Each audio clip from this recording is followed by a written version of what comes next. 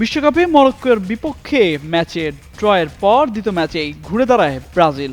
দলের তারকা ফুটবলার নেইমারের অনুপস্থিতি যেন ভক্তদের টের পেতে দেননি ভিনিসিয়াসরা। খরা কাটিয়ে দেখা মেলে কাঙ্ক্ষিত জয়েরও। তবে স্কটল্যান্ডের বিপক্ষে তৃতীয় ম্যাচের আগেই সেলেসাও শিবিরে নতুন করে দেখা দিয়েছে শঙ্কা। আরেক সতীর্থের ইনজুরির খবরে দুশ্চিন্তায় আনচেলত্তির শিষ্যরা। জানা গেছে হাইতির বিপক্ষে দ্বিতীয় ম্যাচে ব্রাজিলিয়ান উইঙ্গার রাফিনিয়ার ডান উরুর পেছনে ব্যথা নিয়ে মাঠ ছাড়েন। এদের গ্রেটেস্ট শো অন আর্থে তার থাকা নিয়ে তৈরি হয়েছে অনিশ্চয়তা, যা তার ভক্ত সমর্থক ও দলের মনে ভয় ঢুকিয়ে দেয়। বিভিন্ন পরীক্ষা নিরীক্ষার পর রাফিনিয়ার চোট নিয়ে বিস্তারিত জানিয়েছে ব্রাজিল ফুটবল কনফেডারেশন। ব্রাজিলিয়ান সংবাদ মাধ্যম গ্লোবো জানিয়েছে, গত শনিবার পরীক্ষায় রাফিনিয়ার ডান উরুর পেছনের হ্যামস্ট্রিং এ চোট ধরা পড়েছে। এ কারণে স্কটল্যান্ডের বিপক্ষে গ্রুপ পর্বে সেলেসাওদের শেষ ম্যাচে খেলতে পারবেন না উইঙ্গার রাফিনিয়া।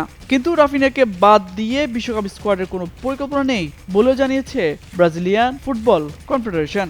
রাফিনিয়াকে রাউন্ড অফ 16 মঞ্চে খেলানোর আশায় সিবিএফ। আমাদের উঠে দাঁড়াতে হবে, স্পিড সকল অন্যায়ের বিরুদ্ধে রুখে দাঁড়ানোর এনার্জি পার্টনার। যদিও তার সুস্থ হওয়ার নির্দিষ্ট কোনো দিন তারিখ তারা জানায়নি। কোয়ার্টার ফাইনালে ওঠা সেই লড়াই শুরু হবে প্রায় 2 সপ্তাহ পর। সেজন্য সবার আগে ব্রাজিলকে শেষ 16-য় উঠতে হবে। কিন্তু রাফিনিয়াকে ছাড়া আনচেলত্তির পরিকল্পনা এখন দেখার বিষয়।